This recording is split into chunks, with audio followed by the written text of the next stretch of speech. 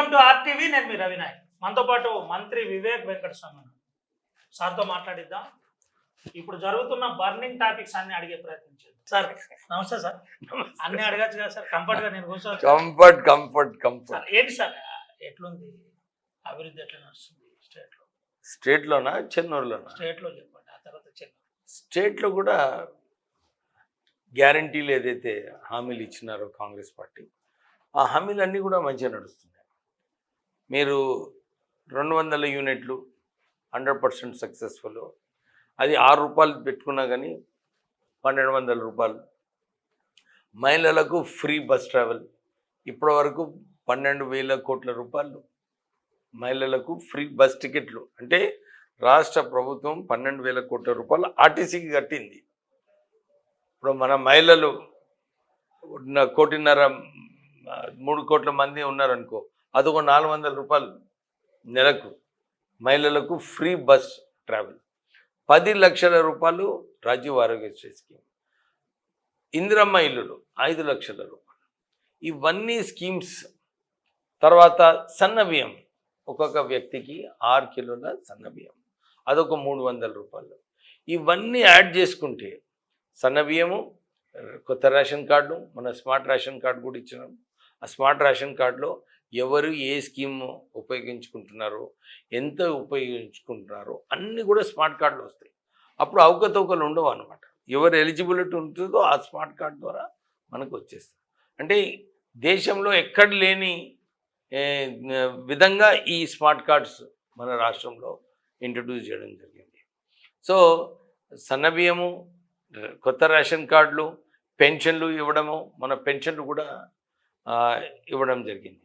So రాష్ట్ర ప్రభుత్వం ఏదైతే హామీలు ఇచ్చిందో హామీలన్నీ కూడా మంచిగా నడుస్తున్నాయి. ఇందిరమ్మ ఇల్లులు ప్రత్యేకంగా 2 లక్షల ఇల్లు ఆల్రెడీ కన్స్ట్రక్ట్ చేసినారు. మొత్తం భారతదేశంలో ఒక్క రాష్ట్రంలో 2 లక్షల ఇల్లు ఇక్కడ కూడా కట్టలేదు. కానీ మన తెలంగాణ ప్రభుత్వము, కాంగ్రెస్ ప్రభుత్వం ఇక్కడ తెలంగాణ ఇందిరమ్మ ఇల్లులు కూడా కట్టడం జరిగింది. సో ఇన్ని 8 లక్షల కోట్ల అప్పు చేసినప్పటికీ కూడా ఈ అప్పులు కడుతూ, అంటే ఇప్పుడు సుమారు ఈ 2.5 సంవత్సరాలలో ఒక 3 లక్షల కోట్ల అప్పు ఈ మిత్తి కట్టడం జరిగింది. మిత్తి అండ్ ఇంట్రెస్ట్. అంటే ఏ ఫ్లెక్సిబిలిటీ ఏదైతే మొదలు 3 లక్షల కోట్ల అప్పు అని కేసీఆర్ చెప్పిండో అసెంబ్లీలో, అది 8 లక్షల కోట్లు అయింది. సో అందు గురించి ఈ ఆర్థిక పరిస్థితి అన్నీ కూడా సెట్ చేసుకొని, ఇప్పుడు కాళేశ్వరం ప్రాజెక్ట్ ఉంది. కేసీఆర్ దానికి 12% ఇంట్రెస్ట్ తీసుకున్నాడు. కానీ రాష్ట్ర ప్రభుత్వం, కొత్త రాష్ట్ర ప్రభుత్వం వచ్చిన తర్వాత దీన్ని 8% చేయడం జరిగింది. సో 4% ఇంట్రెస్ట్ సేవ్ చేయడం జరిగింది.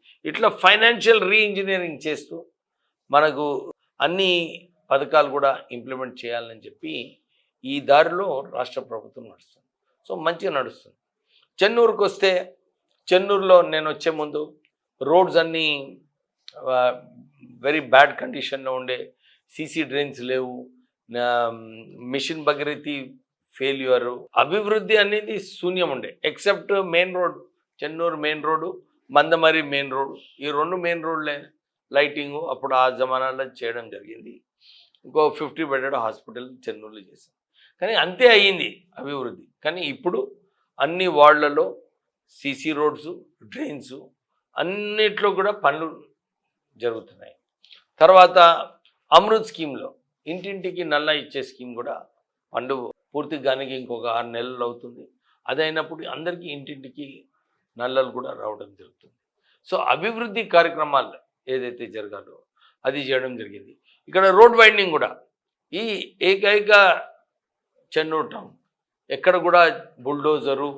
ఇప్పుడు బీజేపీ వాళ్ళు చాలామంది వచ్చి ఇది చేయదు, ఇది బుల్డోజర్ జమానా కాదు. యూపీలో ఎట్లయితే బీజేపీ ప్రభుత్వము బుల్డోజర్ తెచ్చి చేయడము, మేము అందరినీ ప్రజాపాలన, ఇది ప్రజాపాలనను అందరితో చర్చించి మాట్లాడి నచ్చజెప్పి వాళ్ళకు కన్విన్స్ చేసి మేము ఈ కార్యక్రమం తీసుకున్నాం. 2 రోజులు లేట్ అవుతుంది కానీ అవుతుంది. కానీ ఇక్కడ కూడా అంబేద్కర్ స్టాచ్యూ నుంచి మన రావి చెట్టు వరకు 6 లక్షల కోట్ల రూపాయలు సీసీ డ్రైన్తో సహా రోడ్ శాంక్షన్ చేయించడం జరిగింది. దానికి టైం అవుతుంది. టెండర్స్ పిలవాలి. ప్రభుత్వం ఏదైతే పని చేస్తుందో టెండర్స్ పిలుస్తూ ఈ పనులు కూడా పూర్తిగా అయిపోతాయి. రింగ్ బైపాస్ రోడ్ అది కూడా పూర్తి కావడం జరిగింది. సో అభివృద్ధిలో అన్ని చోట్ల కూడా ప్రజలకు ఏదైతే అవసరాలు ఉన్నాయో ఇవన్నీ కూడా చెన్నూరులో మేము పని చేపిస్తున్నాము. సో ప్రజలు ఇంకా ఎక్కువ చేసేది ఉంది. పుష్కరాలు వస్తుంది. పుష్కరాలు ఘనంగా చేసేది అవసరం ఉంది చెన్నూరులో. ఇక్కడ 3 టైర్లో ఉన్నప్పటికీ కూడా నేను ముఖ్యమంత్రి గారికి చెప్పి ఎక్స్ట్రా నిధులు తీసుకురానికే ప్రయత్నం చేస్తున్నాము. సో ఈ పుష్కరాలను కూడా ప్రజలు ఏదైతే ఎదురు చూస్తున్నారో ఘనంగా జరపాలని చెప్పి ఈ వచ్చే సంవత్సరము పుష్కరాలు కూడా మంచిగా ఘనంగా జరుపుకుంటాం. ఎట్లుంది సార్? పూర్తిగా పర్ఫెక్ట్ లీడర్ లెక్కలో మారినట్టున్నారు ఉమ్మడి ఆదిలాబాద్. ఎవరు? మీరు. అట్లేం లేదు. మొదలు ఎట్లున్నానో అట్లనే ఉన్నా. నేను ఏమి పర్ఫెక్ట్ లేదు, ఏం లేదు. రాజకీయాలలో ఎట్లయితే లీడరు రోజు ఒక ప్లస్ పాయింట్, ఒక నెగటివ్ పాయింట్, ఒక ఫ్లాటు, ఇవన్నీ కూడా రాజకీయాలలో వాస్తవాలే. సో దాని ప్రకారంగానే నేను ఇంతకుముందు కూడా చెప్పినాను, నేను ఎవరు జోక్యం చేసుకోను, నా పని నేను చేసుకుంటాను. షరీఫ్ వివేక్ సార్ పైన మంచిర్యాల ఎమ్మెల్యే ఇండైరెక్ట్గా నేరుగా బంగారు స్పూన్ తోటి నేను రాలేదంటున్నాను. ఎట్లా చూడొచ్చు? నిజంగానే దీని వెనకాల 450 కోట్ల కథ వెనక వివేక్ సార్ అని చెప్తున్నాడు. ఏమంటారు? బయట చర్చ జరుగుతుంది. ఈరోజు మీతోటే ఆర్టీవీ ద్వారా చెప్పిద్దామని నేను వచ్చాను. నేను లోన్ శాంక్షన్ అయ్యింది ప్రేమ్ సాగర్రావు గారికి. లోన్ తీసుకుంది ఎమ్మెల్యే గారే లోన్ తీసుకున్నారు.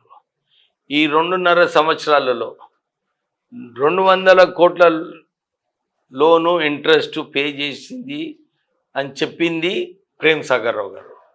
దీనికి అలిగేషన్ చేసింది ఎవరు? BJP, BRS. వాళ్ళు ఏం అలిగేషన్స్ ఇచ్చినారు? అరే నీకు 2 సంవత్సరాలలో నువ్వు ఏం భూమి అమ్మలేదు, నీకు ఏ క్లబ్ నడుస్తలేదు, నువ్వు ఎక్కడి నుంచి కట్టినావు అని వాళ్ళు ప్రశ్న వేసినారు. నేనైతే వేయలేదు. నాకు తెలియదు కూడా. ఆయన వ్యవహారాలు ఏమున్నాయో నాకెట్టే తెలుస్తుంది. నేను ఎవరి జోక్యంలో కూడా పోను. నేను ఎమ్మెల్యే అయిన తర్వాత, మంత్రి అయిన తర్వాత ప్రేమ్ సాగర్ చాలాసార్లు చెప్పినాడు, నాకు అవమానించినాడు. నేను ఈ అవమానం మీకు జరిగింది 1 మినిట్ అంటే ఆయన మాట నేను పట్టించుకోలేదు. పాపం ఆయన మంత్రి పదవి కోసం ప్రయత్నం చేసినాడు. ఆయనకు నాకు యాక్చువల్లీ కంపారిజన్ లేదు. ఎందుకంటే ఆయన వేరే కులము, నాది వేరే కులము. మా కాంగ్రెస్ పార్టీలో ఎట్లయితే కులాల వారుగా సమీకరణ చేయాలో మా పార్టీ చేసింది. పాపం ఆయన ట్రై చేసినాడు, కాలేదు. నేను వారు ఎంత చెప్పినప్పటికీ కూడా నేను సైలెంట్గా ఉన్నా. నా పని నేను చేసుకుంటున్నాను. నాకు రెస్పాన్సిబిలిటీ ఉంది. నాకేం రెస్పాన్సిబిలిటీ ఉంది? మా చెన్నూరు నియోజకవర్గం మంచిగా అభివృద్ధి చేయాలి. రాష్ట్ర వ్యాప్తంగా నాకు ఒక పదవి ఇచ్చినారు, ఉద్యోగ అవకాశాలు కల్పించాలి. నేను ఈ 1 ఇయర్లో ఏదైతే అడ్వాన్స్ టెక్నాలజీ సెంటర్స్ పెట్టడము, స్కిల్ డెవలప్మెంట్ చేయడము, వీళ్ళకు ఉద్యోగాలు కల్పించడము. నేను తెలంగాణ రాష్ట్రము భారతదేశంలో నంబర్ 1 స్టేట్ అని చెప్పి ఒక బీజేపీ మంత్రి, స్కిల్ డెవలప్మెంట్ మంత్రి ఓపెన్ సభలో అనౌన్స్ చేయడం జరిగింది. అంటే మన రాష్ట్రంలో ఏదైతే మా డిపార్ట్మెంట్ పనిచేస్తుందో ఇది దేశవ్యాప్తంగా వాళ్ళందరూ గుర్తిస్తున్నారు. ఈ మంచి కోర్సెస్ పెడుతున్నారు. వీళ్ళు ఒక క్లస్టర్స్, ప్రధానమంత్రి సేతు స్కీమ్ కింద క్లస్టర్స్ ద్వారా ఇవన్నీ కూడా 4 క్లస్టర్స్ మనం తెలంగాణకు తీసుకొచ్చినాం. గుజరాత్లో ఒకటే క్లస్టర్, ఏ రాష్ట్రంలో కూడా ఒకటే క్లస్టర్ వచ్చింది, కానీ మన రాష్ట్రానికి 4 క్లస్టర్స్ వచ్చినాయి. అంటే మన విధానంగా ఏదైతే మనం పనిచేస్తున్నామో ప్రజలకు ఉంది. నాకు ఈ చిల్లర రాజకీయాలలో నేను పోను, ఎవరి మీద విమర్శన చేయను, నా పని నేను చేసుకుంటా. రావు అనుచరుని ఒకరిని క్యాప్చర్ చేసి పూర్తి విషయాలు రాబట్టి అష్ట దిగ్బంధనం చేసే ప్రయత్నం వివేక్ చేస్తున్నాడు. ఒక చర్చ నిజమా? నాకు నిన్న ఏదో మెదక్ సభలో అతన్ని కూర్చుండబెట్టినట్టు. అరే వారు ముఖ్యమంత్రి గారితో వారు కలుసుకొని వారు అటెండ్ చేస్తున్నారు. నాకు ముఖ్యమంత్రిని కలిసే అంత ఉందా? వీధి రౌడీలను 1 మినిట్ ఇప్పుడే నువ్వు అన్నావు ఏమని, ఈ అలిగేషన్ 470 కోట్ల రూపాయలు నువ్వే వెనుకున్నావు అని చెప్పినాడు.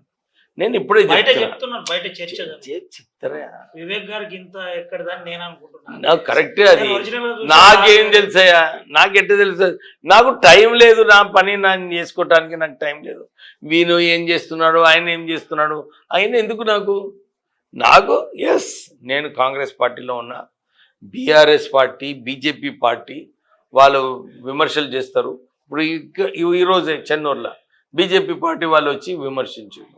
అరే మాది బుల్డోజర్ పార్టీ కాదే మీరు యూపీలో చేసినట్టు, మాది ప్రజాపాలన, ప్రజలతోనే చర్చించి వితౌట్ ఎ బుల్డోజర్ అక్కడ రోడ్ వైండింగ్ చేయించడం. సో నాకు ఇవన్నీ రెస్పాన్సిబిలిటీస్ ఉన్నాయి, నేను ఈ రెస్పాన్సిబిలిటీస్ చేస్తున్నాను. వారు ఏదైతే విమర్శలు చేస్తున్నారో అది వాళ్ళకి యాక్చువల్లీ వారు నన్ను విమర్శించే బదులు వాళ్ళకి సమాధానం ఇవ్వాలి. ఇది పబ్లిక్ ఇష్యూ, ఇది నా ఇష్యూ కాదు, నేను లేవనెత్తిన ఇష్యూ కాదు. అర్థమైందా? దీంట్లో కావాలని నన్ను ఇన్వాల్వ్ చేసి టాపిక్ని డైవర్ట్ చేయడానికి ఏదైతే ప్రయత్నం జరుగుతుందో నేను అందరినీ కోరుతున్నాను. నాకు ఈ అలిగేషన్స్ ఏదైతే BJP, BRS party account wise వాళ్ళు చూపించినారో నాకు సంబంధం లేదు. మంచిర్యాల నియోజకవర్గంలో మీరు మంత్రిగా కాకుండా రాజకీయాల్లో జోక్యం చేస్తున్నారని ఇండైరెక్ట్ గా చర్చ జరుగుతుంది. దీంట్లో మీరు ఏం రాజకీయం జోక్యం చేసుకున్నాను? నేను మంచిర్యాలలో ఎనీ అఫీషియల్ ప్రోగ్రామ్స్ ఉన్నప్పుడు నన్ను పిలవలేదు, నేను ఊకున్నాను. చలో డిస్ట్రిక్ట్ మే చల్తా అని చేయాలనుకుంటా. నేను అక్కడ పోయి ఏదో ఒక గ్రూప్ ఫామ్ చేయడము, ఎమ్మెల్యే వ్యతిరేకంగా చేయడము నేను ఇప్పటివరకు ఏం చేయలేదు. వాళ్ళే చేసుకుంటున్నారు. వాళ్ళ గ్రూప్ స్ప్లిట్ అయిపోతే డెఫినెట్లీ రాజకీయాలలో ఏమవుతుంది, ఒక గ్రూప్ ఇక్కడ ఉన్నప్పుడు ఒక గ్రూప్ ఇంకెక్కడ వస్తుంది, అది కామనే అది. కానీ నేను పోయి ఎంకరేజ్ చేయడము ఎందుకు సార్? అంటే మీ మీదనే మంత్రి పదవి రిపీటెడ్ గా ఆపే ప్రయత్నం వివేక్ కుటుంబం. అరే ఏం చేసి నువ్వు ఫస్ట్ నువ్వు ఏదైతే వ్యాఖ్యలు వాడినావు రాంగ్, అది ప్రజలలో చర్చ లేదు, అది ఎవరో ఒకళ్ళు విమర్శిస్తున్నారు అట్లా చెప్పు నువ్వు. నేనేం చేసినా ఆయన వ్యతిరేకంగా నేను పోయి హైకమాండ్ వింటుందా? హైకమాండ్ వాళ్ళ క్యాల్కులేషన్ ఉంటుంది. ఎవరు ఈ ప్రాంతంలో పనిచేస్తున్నారో, ఎవరు నిజంగా వాళ్ళు ఏదైతే చెప్పుకుంటున్నారో మేము పనిచేసినాము, కాంగ్రెస్ పార్టీ జెండా మోసినాము, అవన్నీ చేసినుంటే చెన్నూరు బెల్లంపల్లిలో మంచి క్యాండిడేట్స్ వాళ్ళు పెట్టినుంటే నన్ను పిలవకపోతుండే పార్టీ ఏమనుకున్నది, ఇక్కడ టీఆర్ఎస్ పార్టీని ఓడించాలనుకుంటే వీళ్ళని తీసుకొస్తేనే ఓడించాలని చెప్పి పార్టీ తీసుకొచ్చింది. ఎంపీ కూడా మీరు చూసుకుంటే ఈ ప్రాంతంలో ఈ నార్త్ తెలంగాణలో పైన బీజేపీ గెలిచింది ఆదిలాబాద్లో, పక్కన నిజామాబాద్ గెలిచింది బీజేపీ, కింద కరీంనగర్ గెలిచింది, మొత్తం పెద్దపల్లి సరౌండింగ్ అంతా బీజేపీ గెలిచింది ఎక్సెప్ట్ పెద్దపల్లి. ఎందుకు? పెద్దపల్లిలో కాకా వెంకటస్వామి, కాకా కుటుంబము ఇక్కడ సేవలు చేశారు ప్రజల కోసం. ప్రజలలో గుర్తింపు ఉన్నది. ఎంత ఎవరు ఏం చేసినా ఏం అనుకున్నా కానీ ప్రజలలో ఆ ప్రేమ ఉంది కాకా కుటుంబం పైన. అందుగురించి వంశీ అక్కడ ఎంపీగా గెలిచినాడు. ఎవరైతే వంశీ గెలుపులో అందరూ కూడా నిజంగా కష్టపడి పనిచేస్తారో మేము అందరం ఆల్రెడీ అందరికీ కూడా కృతజ్ఞతలు చెప్పడం జరిగింది. పార్టీలో ఆ స్ట్రెంగ్త్ ఉంది. కార్యకర్తగా నాకు నచ్చినా నచ్చకున్నా పార్టీ గెలుపు కోసం మనం అందరం పనిచేయాలి. అర్థమైందా? అప్పుడే పార్టీ ఉంటుంది, అప్పుడే పార్టీ ముందుకు వెళ్తుంది. సో మేము అందరం కూడా ఇప్పుడు నాకు చాలాసార్లు కూడా నా వ్యతిరేకంగా ఉన్న వాళ్ళకు పార్టీలో పదవులు వస్తాయి. I have to accept, I have to work for party. ఏదైతే నేను ఎక్కడున్నా కానీ కష్టపడి పనిచేస్తానని చెప్పి నాకు ఒక గుర్తింపు ఉంది. నాకు రేవంత్ రెడ్డి గారు ఆహ్వానించినారు. ఎందుకు? గెలుస్తామని ఆహ్వానించినారు. గెలవకుంటే ఎవరు ఎందుకు పిలవలే? మళ్ళీ కేసీఆర్ దత్తపుత్రుని టచ్ చేయడం అంటే అప్పుడు ఆ రోజులలో మామూలు విషయం అంటే కాకా వెంకటస్వామి కుటుంబం వంశీబాబుకు జరిగిన అవమానం మంత్యంలో కానీ, అటు జన్నారం మండలి దగ్గర దండపల్లిలో కానీ ఈ అంశాన్ని కొంత పర్సనల్గా తీసుకొని ఏమైనా రివెంజ్ కోసం ప్రయత్నం జరుగుతుందా? నేను రాజకీయాలలో Vamsi first time member of parliament. ఇవన్నీ కూడా ఆ ప్రాసెస్ ఈ షుడ్ గో త్రూ. దక్కం దుక్కి అంటారు రాజకీయాలలో. ఆయన ఈ అన్ని మీరైతే చాలా ఇబ్బందులు ఇవన్నీ కూడా ఆయన ఫేస్ చేయాలి. ఏదైతే వంశీ ఫేస్ చేసినాడో ఫేస్ చేయాలి. ఆయన అనుభవం వస్తుంది, అప్పుడే స్ట్రాంగ్ నాయకుడు అవుతాడు. సో ఈ ప్రాసెస్ ఇవన్నీ నడుస్తుంటాయి రాజకీయాలలో. దాన్ని పెద్ద ఇంపార్టెన్స్ ఇచ్చి బాధపడేది అవసరం లేదు. ఇవన్నీ నడుస్తుంది. చెప్పిండా ఇట్లా ఎప్పుడన్నా మీతోటి వంశీబాబు మనకు అంత ఉంది అయినా మనం ఎందుకు ఇంత అవమానపడాలి? వంశీబాబు ఎప్పుడు నాతోనే డిస్కస్ చేయడు. ఆయన ఇండిపెండెంట్ పర్సన్. ఆయన ఎంపీగా ఆయన ఢిల్లీలో ఆయన ఏ విషయం పైన కూడా ఆయన ఇండిపెండెంట్ స్టాండ్ ఉంటుంది. సో ఆయన ఫ్యూచర్ ఆయన సెట్ చేసుకోవాలి. నాకు ఫర్ ఎగ్జాంపుల్ నేను ఎంపీగా అయినప్పుడు మా నాన్నగారు నాకు నీ ఎంపీ బనిగా అబ్బాయి, నేను అడ్వైజ్ చేయాలి, నువ్వు ఏది కావాలంటే నువ్వు అది చేసుకో అని చెప్పి నాకు ఆ రోజులలో నాకు చెప్పినాడు. సేమ్ థింగ్ నేను నా కొడుకుకి చెప్పినాను. వంశీబాబు బ్రేక్ లేయడం వల్లనే ఇట్లుంది, లేదంటే ఇంకా హార్ష్గా ఉండేది రాజకీయం అని ఒక చర్చ ఉంది. ఏ చర్చలు అన్ని నడుస్తున్నాయి, ఊహాగానాలు అన్ని ఉంటాయి.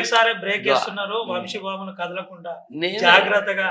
నేను అది కాదు, ఏది నిర్ణయం తీసుకోవాలనుకున్నా ఎంపీ గారు వారు ఏది మంచిగా అనిపిస్తుందో ఆయన నిర్ణయం తీసుకోవాలి.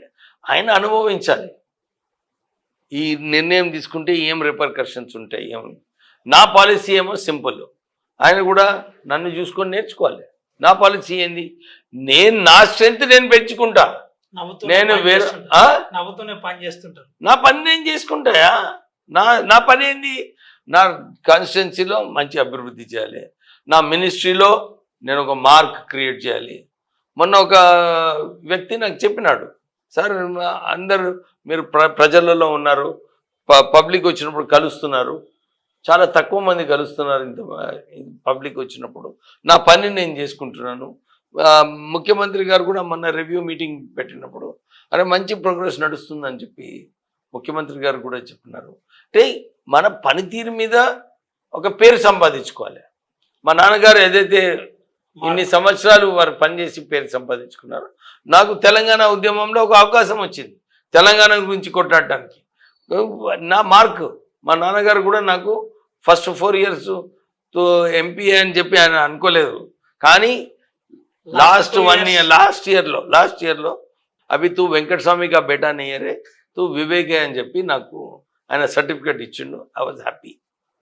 ఎందుకంటే నీ పని తీరు మీద ప్రజల స్పందన చూసి రాజకీయాలలో మన సర్వైవల్ ఉంటుంది.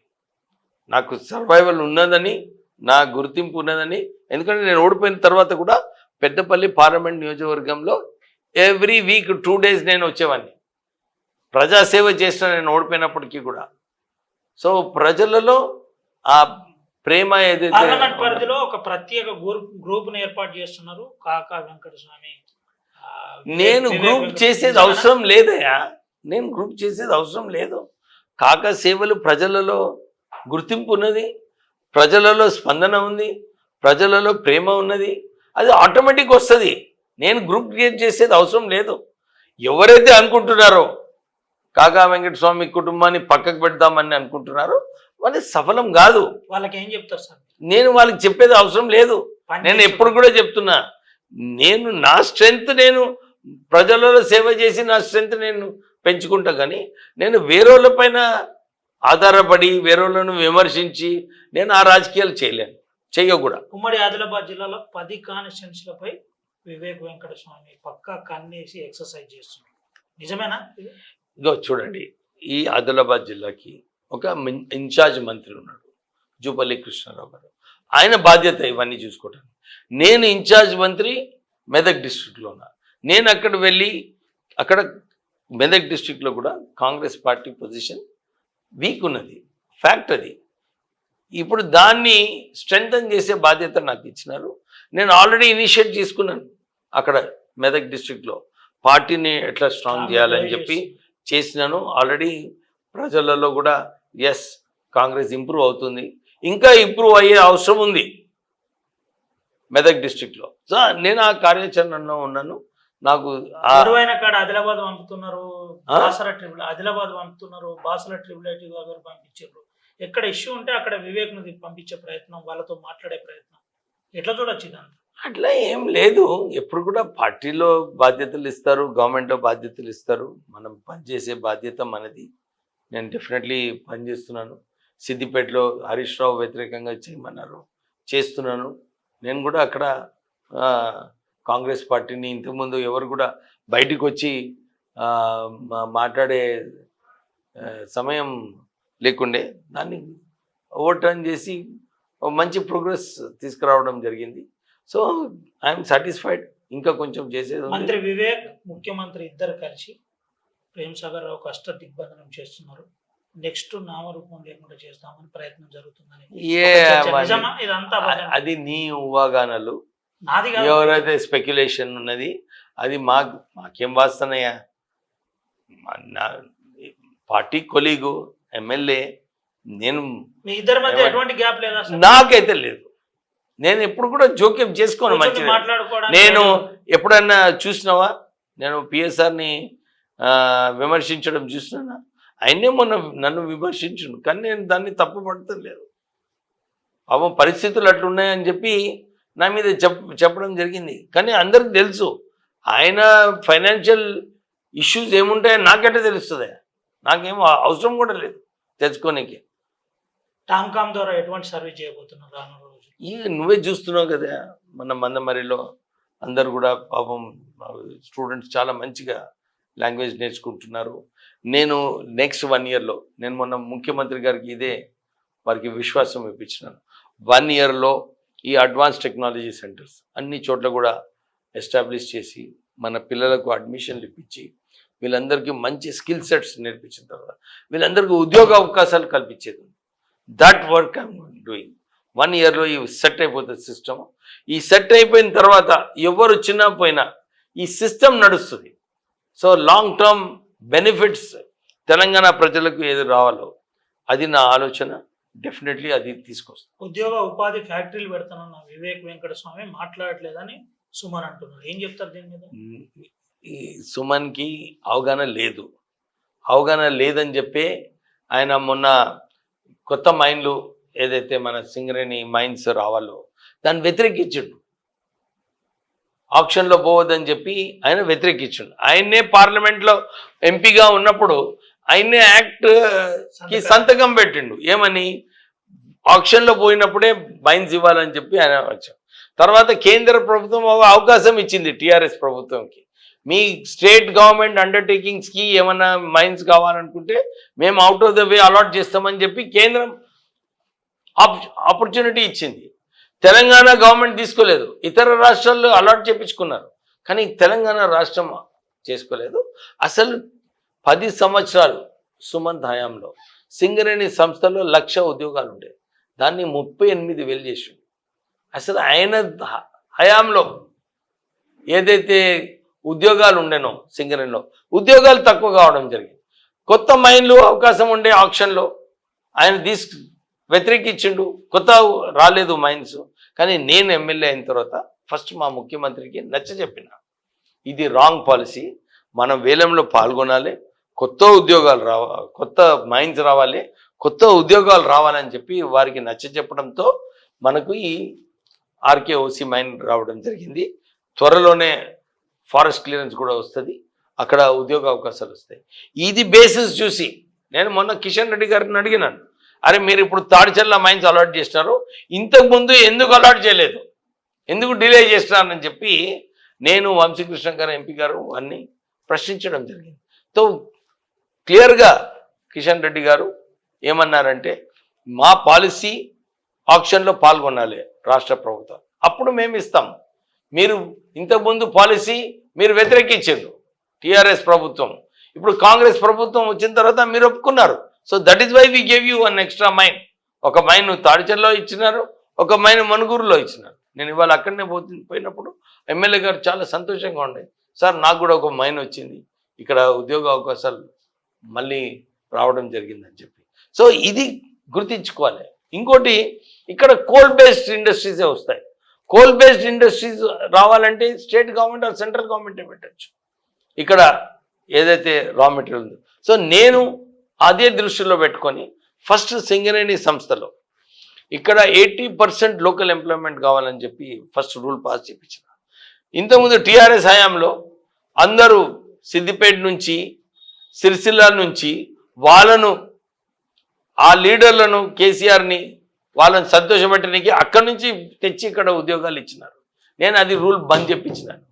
తర్వాత స్కిల్ డెవలప్మెంట్ సెంటర్ మందమరిలో పెట్టడం జరిగింది. ఇక్కడ ఉద్యోగ అవకాశాలు కల్పించారండి. సింగరేణి పవర్ ప్లాంట్ త్వరలోనే అది కూడా వర్క్ కంప్లీట్ అయిన తర్వాత ఇంకొక 2 yearsలో అక్కడ కూడా 5,000 ఉద్యోగాలు. సో నిరంతరం ఉద్యోగ అవకాశాలు కల్పించడానికి నేను ఇప్పుడు జర్మన్ లాంగ్వేజ్ కూడా మా ఫౌండేషన్ ద్వారా వారికి స్టైఫండ్ ఇస్తూ వీళ్ళ పిల్లలకు అందరు కూడా ఈ అవకాశం ఏదైతే కల్పిస్తున్నా దీన్ని చూసి ఇంకెక్కువ మందికి మనం ఉద్యోగ అవకాశాలు కల్పించడానికి నేను ప్రయత్నం చేస్తున్నాను. సో బై అండ్ లార్జ్ ఏదైతే నేను మా ఎలక్షన్లో మాట ఇచ్చినానో అవన్నీ కూడా పూర్తిగా చేయడానికి నేను పాత్రలు నేను నడుస్తున్నాను. వివేక్ వెంకటస్వామిని వ్యతిరేకించే వాళ్ళకు ఏం చెప్తారు ఆర్టీవీ ద్వారా? నా వ్యతిరేకంగా ఎవరు ఉన్నారని నేను అనుకోను. నేను నా పాలసీయే అది. నేను నా పని నేను చేసుకుంటాను. నేను కూడా నా వ్యతిరేకంగా ఉన్న వాళ్ళందరికీ నేను ఇది చెప్తున్నాను. అరే నువ్వు వ్యతిరేకించేది అవసరం లేదు. మీ ఎనర్జీస్ అన్ని వేస్ట్ చేసుకోకండి. ఎందుకంటే ఎంత నా వ్యతిరేకంగా చేసినప్పుడు అప్పుడు కేసీఆర్ నా వ్యతిరేకంగా చేసినాడు. ఏమైంది? నా ఎనర్జీ అంతా ఆయన కొట్టే ఎనర్జీ పోయింది. తర్వాత వాళ్ళే ఒప్పుకున్నారు. మళ్ళీ వాళ్ళే వచ్చారు, లేదు మా తప్పు అయిపోయింది, మేము ఇట్లా నీకు టికెట్ ఇవ్వలేదు, మా తప్పు అయిపోయిందని చెప్పి వాళ్ళు ఒప్పుకున్నారు. అంటే నాకు నా మీద కాన్ఫిడెన్స్ నాకుంది. నా పని తీరుతోని నా ప్రజల ఆదరణతోని నేను ముందుకు వెళ్తాను. Right sir, thank you. ఇది పరిస్థితి. కేసీఆర్నే నేను ఢీకొట్టినా అని ఇండైరెక్ట్గా చెప్తాను. కేసీఆర్ ఎనర్జీ, నా ఎనర్జీ కేసీఆర్ ఏంటో చూసిండు. నా దగ్గరికి వచ్చి మళ్ళీ నీకు టికెట్ ఇస్తాం, నువ్వు పార్టీలోకి రా అని అడిగి చెప్పారు. అనంతరం నేను ప్రేమ్ సాగర్ రావు గురించి ఎప్పుడు ఆలోచించలేదు, మాట్లాడను కూడా. నేను అభివృద్ధి కోసమే పాటుపడుతున్నాను. ఆయన నా కొలీగ్, నాకు ఎటువంటి ఇబ్బంది లేదు, మాట్లాడడానికి కూడా నేను రెడీగా ఉన్నా. నాకు ఎవరితో ద్వేషాలు కోపాలు ఉండవు. ఇది మా నాన్న నేర్పలేదు, మా నాన్న నేర్పిన రాజకీయం ప్రకారమే నేను పనిచేస్తున్నానని ఆర్టీవీతో చెప్పే ప్రయత్నం చేశాను. అనంతరం మంత్రి వివేక్ కొడుకు ఎంపీ వంశీకృష్ణకు అన్ని రకాల స్వేచ్ఛ ఇచ్చాను. తనది తాను స్వయంగా నిలబడి రాజకీయాల్లో జరగవలసిన అన్ని అనుభవించాలని చెప్తున్నారు. మంచి అయినా చెడైనా ఫేస్ చేయాలి, స్ట్రాంగ్ కావాలన్నదే నా ముఖ్య ఉద్దేశం అని చెప్తున్నారు. అవమానాలు ఎన్ని జరిగినా రాజకీయ పరంగా సిద్ధంగా ఉన్నాం, పనిచేయడానికి మేము ముందుకు వస్తాం, ప్రజల కోసం పనిచేస్తామని చెప్తున్నారు. ఎవరో గ్రూపులు తయారు చేయడం వల్ల ఇంకో గ్రూప్కే చూస్తారు, కానీ దానికి నాకు ఎటువంటి సంబంధం లేదు. లోన్ల అంశం తనకు సంబంధించిన అంశం, బ్యాంకు లోన్ కట్టడం తనకు సంబంధించిన అంశం. ఆ అంశంలో నేను ఎప్పుడు మాట్లాడలేదు, నాపై మాట్లాడడం కూడా సరికాదని ఆర్టీవీతో ఎక్స్క్లూజివ్గా మంత్రి వివేక్ వెంకటస్వామి మాట్లాడుతూ, నేను క్లీన్గా ఉన్నాను, కూల్గా పనిచేసుకుంటున్నాను, అభివృద్ధి నా ధ్యేయం. టామ్కామ్ నుండి మొదలుకొని విద్యార్థులకు సంబంధించిన, మళ్ళీ చెబుతున్నాను, టామ్కామ్ నుంచి మొదలుకొని విద్యార్థులకు సంబంధించిన ఉపాధి వరకు ఇలా డెవలప్మెంట్ చేయాలని నేను ఆలోచిస్తున్నాను. చెన్నూరు రోల్ మోడల్గా చూపెట్టే ప్రయత్నం చేస్తానని ఆర్టీవీతో ఎక్స్క్లూజివ్గా మంత్రి వివేక్ వెంకటస్వామి మాట్లాడారు. ఏది ఏమైనప్పటికీ చెన్నూరు, మంచిర్యాల నుంచి ఉమ్మడి ఆదిలాబాద్ జిల్లా వ్యాప్తంగా ఈ మధ్య కాలంలో జరిగిన చర్చ ఎక్కడ ఫుల్ స్టాప్ పడుతుందో వేచి చూడాలి. సుమంతో రవినాయక్, ఆర్టీవీ, ఆదిలాబాద్.